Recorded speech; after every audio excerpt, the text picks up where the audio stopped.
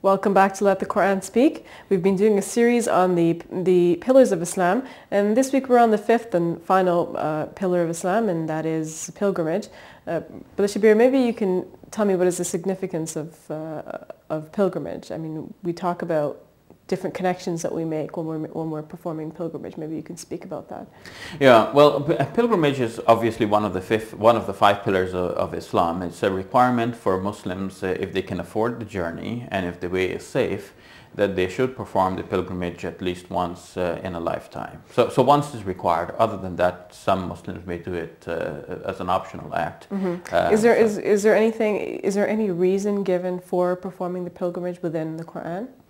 It says, or is it just sort of you should do this? Yeah, it says basically that this is a duty owing to God on the part of human beings, but the reason is not given. If one looks for a reason, one may find it in the statement, "Inna awwala baytin wudi'a lin-nasi lalladhi bi Bakkata mubaraka." The first house established for the worship of the one God is that at Bakka, which now is called Mecca. The foundations for this were said to be laid by the Prophet Abraham and his son Ishmael. So there's a very ancient house of worship. So if one looks for a reason, one might say, okay, since this is the first, well, if I'm going to worship anywhere else, why don't I at least try to go and see what this is like and to worship there and feel that center of spirituality, which must be associated with the fact that this was the first such place of worship. But other than that, I don't know that anything else is specified. Yes, there is something. In Surah 22, it is said that God has given you the rights regarding the pilgrimage, لِيَشْهَدُوا مَنَافِعَ لَهُمْ, so that the people will come there and they will witness the benefits that God has created for them. So it could be that Muslims, by going to the pilgrimage, will meet Muslims from other parts of the world. They will have some ways of sharing ideas and inventions and learning from each other. And so science and civilization would blossom as a result of this kind of international interaction.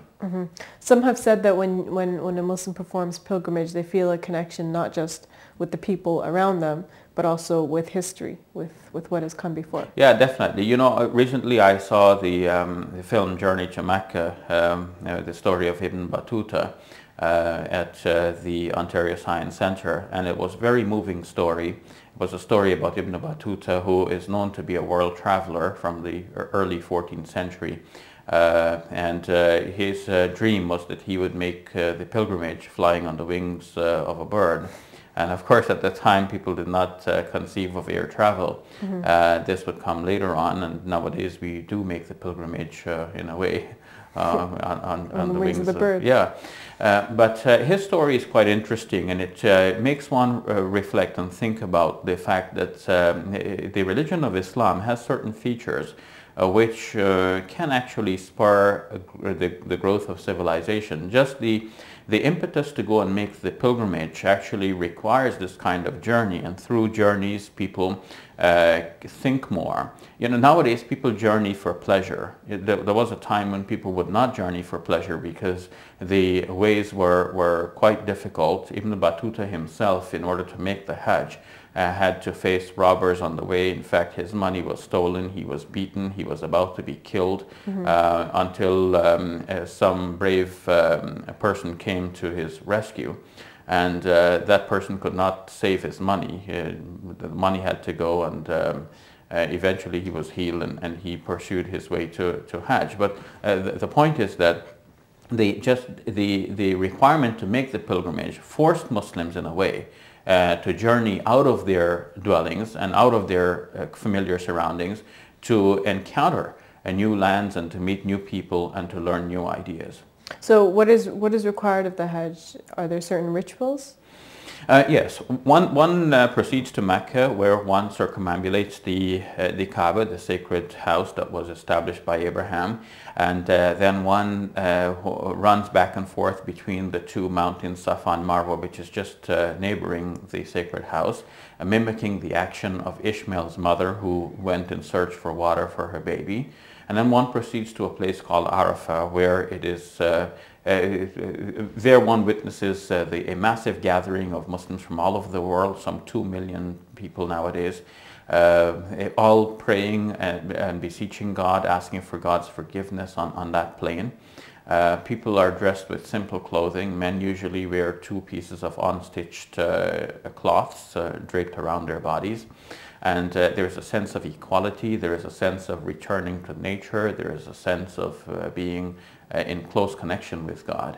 And the idea is that when you come back, you're supposed to be, you know, kind of revitalized and changed in some way. Yes, and one then clips or shaves one's hair to mark a new beginning in life, as though one might be thinking of a baptism, for example. Mm-hmm. It marks a kind of a new beginning, and in the Islamic sense, it is thought that all of the previous sins are washed away and one comes back pure as the day when one was born. Lots more we could say about that, but we have to break, so thank you. You're welcome. When we return, we will look at veiling in public places.